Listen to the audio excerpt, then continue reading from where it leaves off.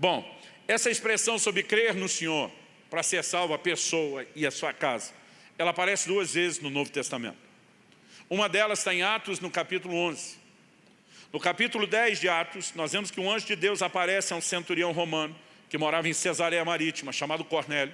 Ele diz, olha, manda chamar Pedro em Jope. É uma cidade a 60 quilômetros de distância.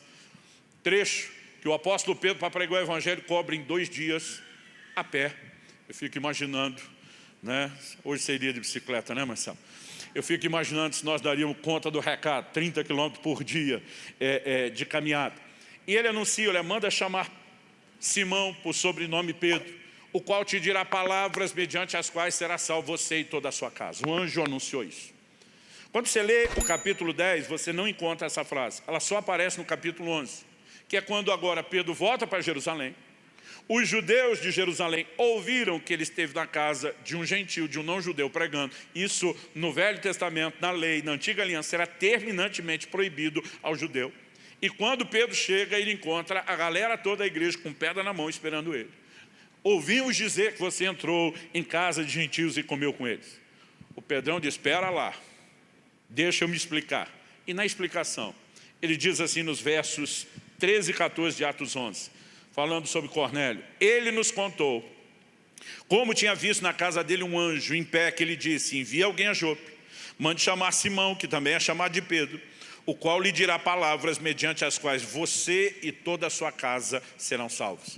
Ele começa a falar não apenas do que o anjo falou para Simão, de como o Espírito Santo falou com ele quando os homens chegaram. Ele conta o desfecho da salvação, do derramar do Espírito Santo. Então todo mundo se acalma, dá glória a Deus, e a partir desse momento, a porta da salvação é reconhecida por eles como definitivamente aberta a todos os gentios e não só aos judeus. O que até então não era algo no qual eles estavam trabalhando, ainda que o Senhor tinha dito que eles deveriam ser testemunhas até os confins da terra. Eles não estavam se movendo para cumprir a grande comissão. A partir do momento em que Cornélio entende, Deus tem salvação não só para mim, mas para toda a minha família, o que é que Cornélio faz? A mesma coisa que o carcereiro. Então, minha família, minha casa, tem que ouvir o evangelho.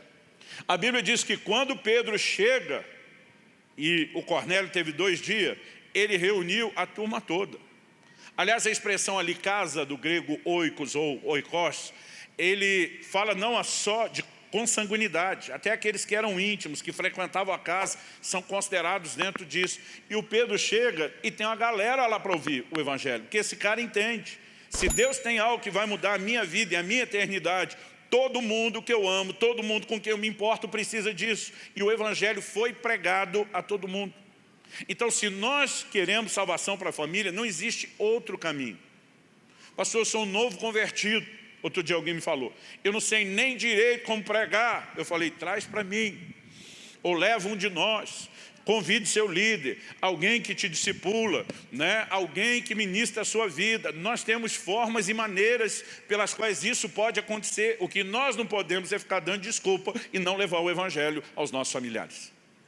Então, se entendemos, não depende mera e simplesmente nem do que Deus já sinalizou que quer, nem do que Ele já provisionou em Jesus, mas para que essas pessoas atendam, experimentem o que Deus tem, elas precisam atender uma palavra específica. O caminho é, o evangelho tem que ser pregado aos nossos familiares.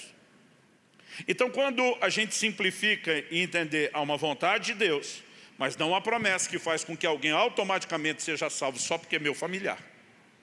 Quando eu entendo que eu tenho responsabilidade, mas que eu posso cooperar com Deus nesse processo, isso me tira de um lugar, de uma inércia, e me faz cooperar com Deus, para que o processo de salvação dos nossos familiares avance. Nós estamos crendo que ventos de restauração estão soprando sobre nossas famílias nesses dias. Você crê nisso?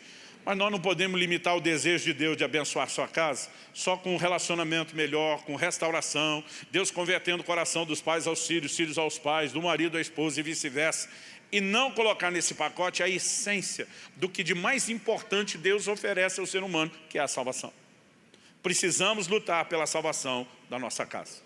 Então, entendido que não é uma promessa que vai ter cumprimento automático na vida dos meus familiares só porque eu criei, mas que a gente então tem responsabilidade de cooperar com Deus, porque Ele quer levar a salvação a todos. Eu gostaria de terminar aqui em terceiro lugar,